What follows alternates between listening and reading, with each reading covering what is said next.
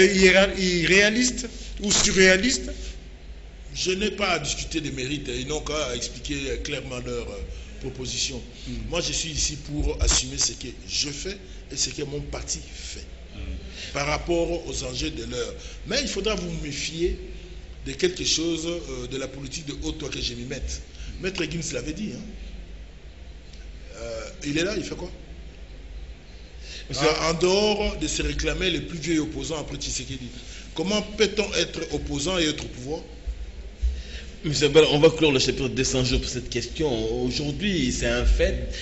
Votre credo de 100 jours est en train de faire le tour de beaucoup de salons politiques. Et quel effort fournit le MLC aujourd'hui pour que cette approche soit ancrée dans la population? Est-ce que l'opinion vous accompagne dans cette approche-là?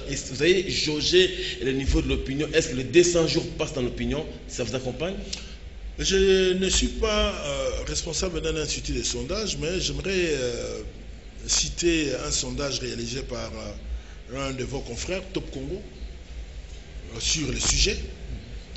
Apparemment, le sondé qui serait représentatif pense que nous avons raison à 67%. Okay. Un petit nombre pense que nous avons tort et 21% s'abstiennent. Ça voudrait dire que cette proposition a le mérite de tisser et fait face à la proposition de 504 jours. Chiffre contre chiffre, nous avons demandé que la CNI puisse organiser une réunion technique autour de ces chronogrammes, comprenant la majorité sortante, l'opposition et la CNI, ainsi que les partenaires multilatéraux, pour que nous puissions nous asseoir autour d'une table avec un seul sujet. Il ne s'agira pas de partager le pouvoir, parce que nous ne sommes pas dans cette démarche. Tout simplement qu'on s'asseye et qu'on puisse examiner les mérites du calendrier, du chronogramme de M. Nanga. Et je vous garantis, je suis prêt à parier qu'on trouvera à boire et à manger dedans, de façon à pouvoir faire à ce chronogramme une cure sévère d'amaigrissement. Si vous revenez un peu à ce qui a été dit avant les travaux de la CENCO ou de l'Union africaine, où vous réclamiez un dialogue technique, on ne vous a pas cru. Donc vous revenez à la charge qu'on parle que technique pour sortir de l'ornière. Nous avons eu tort d'avoir eu raison trop tôt. Tout simplement parce que les gens... Vous l'avez rappelé, il fallait un dialogue technique autour des élections, ça n'a pas été fait. Beaucoup de politiques ont du yaourt à la place du cerveau. Nous devons voir les choses et poser. Quand on pose les bonnes questions, vous arrivez à de bonnes réponses. Une action claire donne une réponse claire. Quand vous vous trompez de combat, vous allez, au lieu de parler élection, vous parlez partage du pouvoir. Vous arrivez au piège qu'on vous demande 3 noms de premier ministrable alors que vous n'avez pas gagné les élections. Vous n'avez pas gagné la guerre, parce qu'il n'y a pas eu guerre, et vous voulez qu'on vous donne comme ça, ex nihilo. Alors que le sujet n'est pas celui-là. Le sujet, c'est de pouvoir accéder au pouvoir par les élections. Demandons les élections. Faisons en sorte que les élections s'organisent et nous aurons une alternance politique. L'accord de la CENCO, c'est l'occasion de pouvoir, encore une fois, rendre hommage aux abbés, aux prêtres de la CENCO. Ça a produit un certain nombre d'éléments positifs. Tout simplement, l'application ou la perception par les uns et les autres a posé problème. Et on a eu à faire face de part et d'autre, de faire face à la mauvaise foi évidente et manifeste du pouvoir en place. Tout simplement. Honorable Babala, en matière électorale, aujourd'hui dans notre pays, il y a une sorte de, j'appellerais de duplication ou de dédoublement de structure. Il y a une tripartite, l'ancienne tripartite que le MLC et la CENI, dont les partis politiques, la CENI et la société civile avaient initié, semble avoir été oubliée. Et aujourd'hui, il y a une autre tripartite qui a pris naissance à partir de la Cinco, dont les résultats, qui ont produit les résultats que nous avons, c'est-à-dire STENI, gouvernement, et STENSA. Lesquels des tripartites vous semblent plus à même de gérer justement ce processus électoral? Parce que de l'autre côté, vous ne voulez pas prendre part avec la tripartite que vous appelez de Kim Jong machin pour vous, et l'ancienne tripartite qui n'existait plus. On ne voit plus les partis politiques avec la CENI et la société civile se réunir pour discuter. Alors, vous pensez faire avancer votre proposition de 200 jours avec quelle structure finalement, avec quelle tripartite? Merci pour la question, ça me donne l'occasion de pouvoir remettre les choses dans leur cadre légal.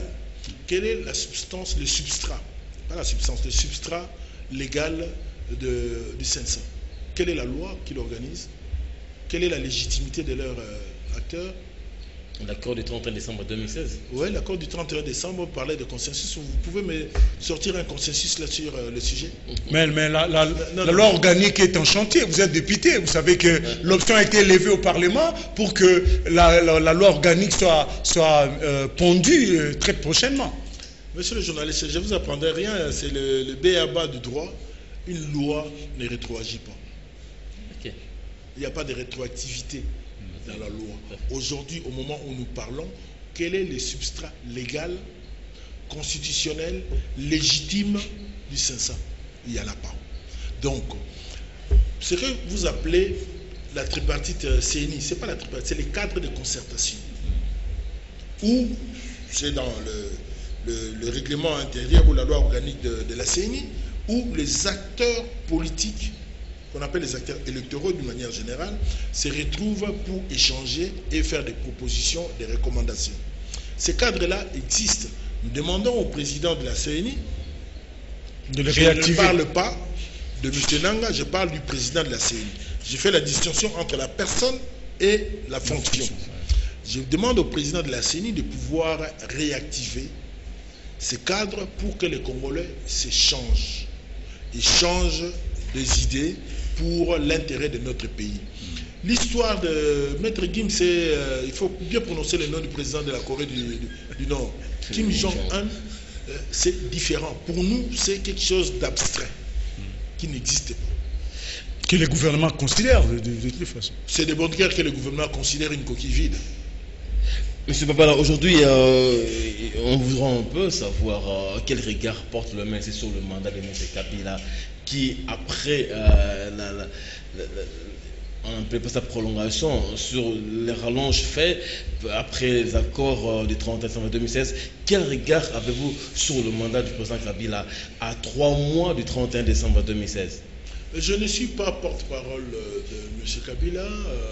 Tout commentaire que je ferai sur le bilan de M. Kabila serait forcément subjectif parce que je suis contre sa gouvernance d'une manière générale. Donc je ne vais pas perdre mon temps pour parler de cela. Mais si vous m'obligez à faire court, je dirais que c'est extrêmement négatif.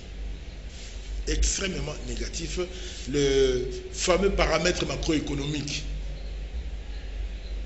tant vanté par quelqu'un qui est passé à la primature et qui devrait se retrouver en prison, M. Matata, n'existait plus. On volait un éclat. La sécurité dans le pays ici, vous vivez au quotidien en tant que journaliste les affres de la souffrance de notre population, que ce soit à l'est, dans les Kasaï, même là où vous vivez, à Kinshasa. Donc, cela m'amène à une question, celle de savoir mais pourquoi on veut prolonger.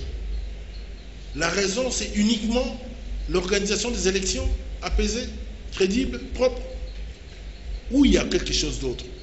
Bon Dieu, qu'est-ce qu'on va faire d'un an de plus qu'on n'a pas pu faire en 18 ans, ou en 17 ans, ou en 16 ans? Il y a, dans toute chose, c'est une vérité première, dans toute chose, il y a un début et une fin. Que M. Kabila, le président Kabila, le président sortant Kabila, ait bien travaillé ou pas, toute chose a une fin. Et je suggère qu'il puisse sortir la tête haute par les élections de façon à ce qu'on puisse arrêter les cycles En Afrique, c'est une généralité. Les anciens chefs d'État sont généralement forcés à l'exil. Moi, je souhaiterais qu'ils restent dans le pays. Comme un Congolais, comme tout Congolais. Ainsi que la Constitution lui donne le droit. D'autant plus qu'en tant qu'ancien président, il serait sénateur, coopté sénateur. J'aimerais qu'on puisse inaugurer quelque chose de nouveau, que les Congolais puissent bénéficier de son expérience, positive ou négative, pour que demain, on ne fasse pas les mêmes erreurs. Monsieur Abala, il nous reste très peu de temps. On va prendre le chapitre consacré à la réunion de la CRG à la Brazzaville. Et là encore, on peut dire que le pouvoir, le régime de Kinshasa a porté la voix du Congo quand même très haut. On a parlé à patrie, on a parlé de nationalité, on a parlé des réfugiés et toutes les autres questions importantes. Ne pensons pas que cette réunion donne un peu du poids au régime de Kabila qui a été présent et qui a parlé au nom du Congo. N'est-ce pas là un gain pour la RDC? Un gain pour qui? À quel sujet?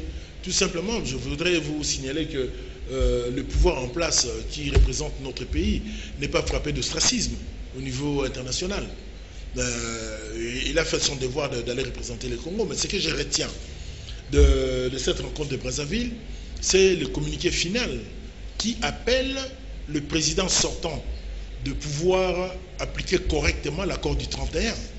Cela donne quoi en réalité? C'est un cinglant, je dirais, revers. Pour dire que jusqu'à maintenant, l'autre traduction, c'est de dire que jusqu'à maintenant, l'accord n'est pas correctement appliqué. Mais on va commencer à l'appliquer quand? Puisque la validité de cet accord, c'est jusqu'en décembre.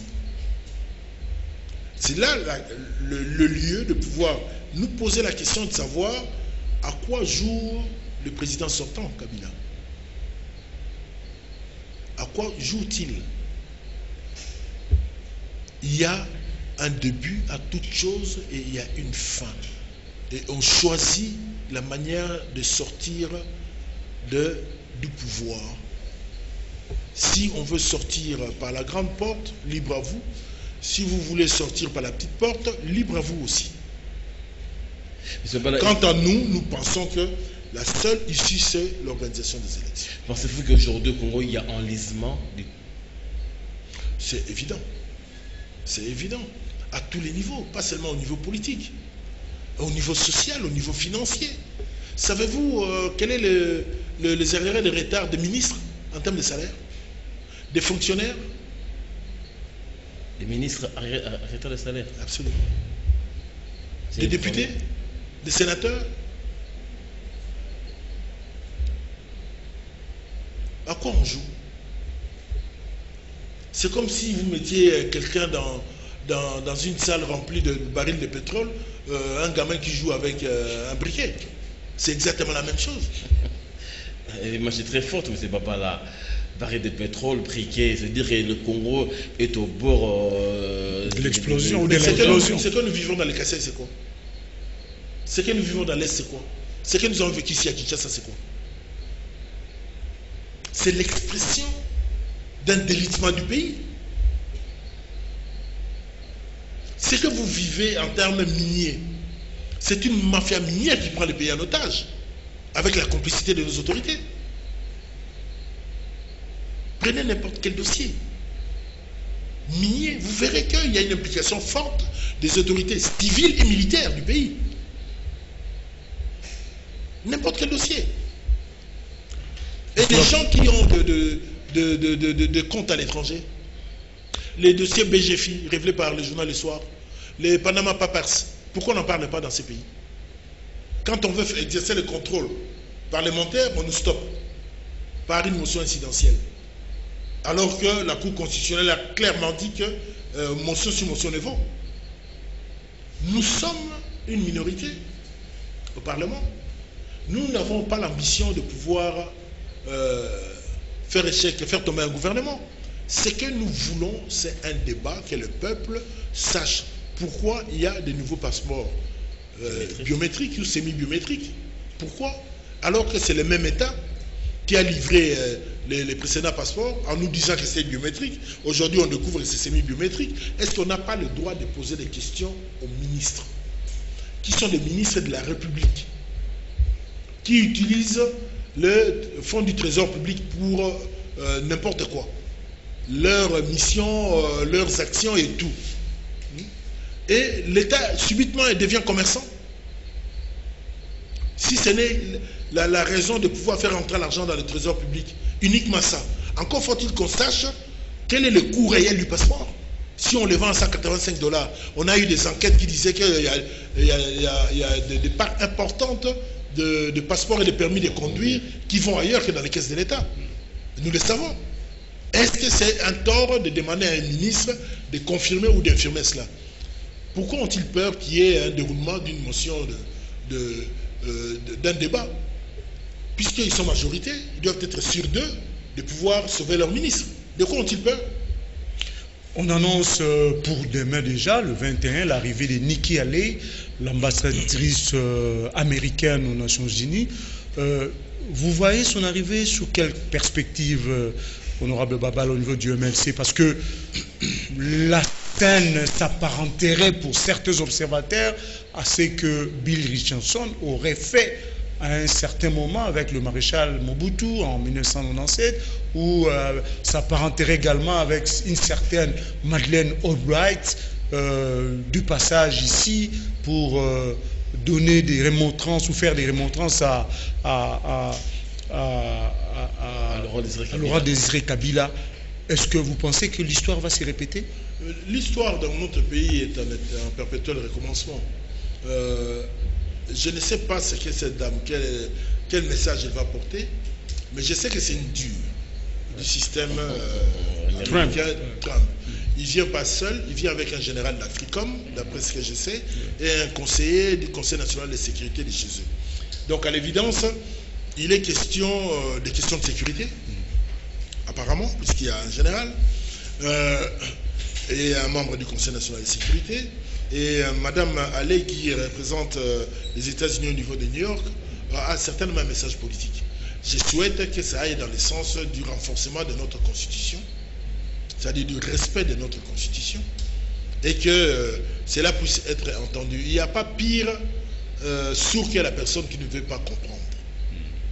Il faut que les gens puissent comprendre que l'histoire se répète souvent, et que souvent on arrive au même résultat. La connaissance de l'histoire permet aux gens de pouvoir éviter un certain nombre d'écueils pour le futur. Certains observateurs pensent que dans la mallette de cette délégation, il y a aussi certains dossiers liés à la CPI, à l'encontre des autorités actuelles. Est-ce que vous avez l'expérience de CPI personnellement? Le président du MLC est incarcéré au niveau de la CPI. Est-ce que si les dossiers CPI est évoqué dans la mallette éventuellement de cette délégation, ça vous aurait inspiré quelque chose personnellement? Non, je ne pourrais pas m'exprimer sur base de rumeurs. Vous et moi, nous ne savons pas ce qu'il y a dedans. On ne peut pas, à moins qu'on ait des rayons X, et même à la limite, c'est impossible de le faire. Elle est à plus de 8000 km.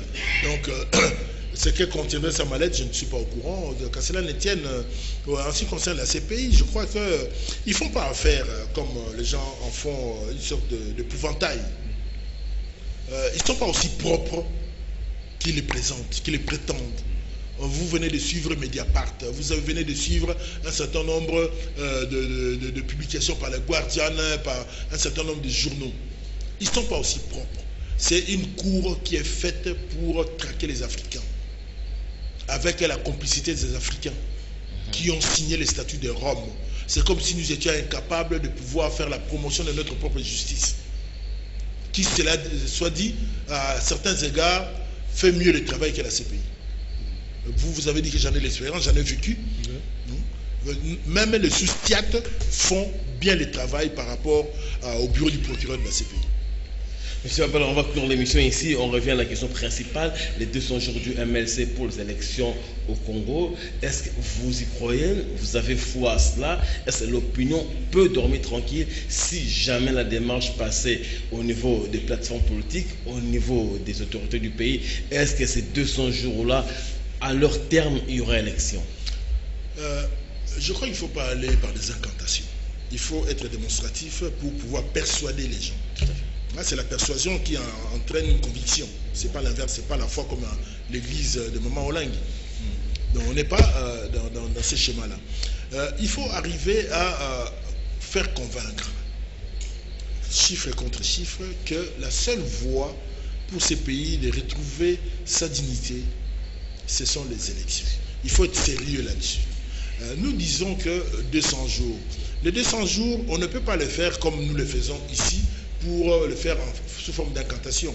Il faut que nous appelons de tout notre vœu et de toute notre énergie que Monsieur le Président de la CENI puisse convoquer cette réunion, qu'on se retrouve majorité, opposition, partenaires étrangers, avec un seul objectif, le chronogramme des opérations pré- et électorales. Pour qu'à l'issue de cela, on puisse dire que bon, voilà, il nous faut 18 jours, 130 jours, 200 jours, 504 jours, ou pas. Ce n'est pas un a priori qu'on invente, ce n'est pas un dogme, c'est quelque chose de mathématique. On doit pouvoir arriver à le faire. Lié au progrès technologique, on peut arriver rapidement. Monsieur Babala, nous vous remercions. Je vous remercie. De votre disponibilité, de vos réponses, en espérant que les 200 jours proposés par le MLC feront école au niveau de l'opinion. Croisons le doigt. Merci également à vous d'avoir été notre pendant ce face-à-face. Le rendez-vous est pris pour vous et moi et Jean-Claude très prochainement pour un autre numéro. D'ici là, restez fidèles à nos programmes. Bonne soirée chez vous et bye bye.